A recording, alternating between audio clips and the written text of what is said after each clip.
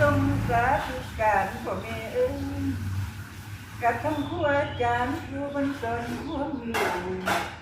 คุณครูกบครูเข้าเรียนมาตั้งแต่ก่อน อ๋อนี่บอกไม่ใช่นี่ ก็ เอา ได้ความรู้ดับใจเกิ อ๋อ ด ทามาตะบาน กับท่านพุทธเจ้าผู้คนรวมไปนิทานขอให้มาสู้จักคอยรำไม่ดังก้องดังสมคนเขายองดังไก่เอ้ก็ตา อันนี้ก็ได้ ขนมกินนั่นยาเตียวเจียงเจียว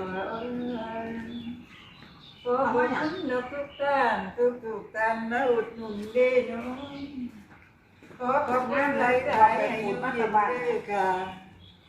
ให้อยู่เย็นเด้อจ้ามีความสุขทุกเมื่อมีความสุขทุกเมื่อทุกแรงเจ้าให้อยู่เย็น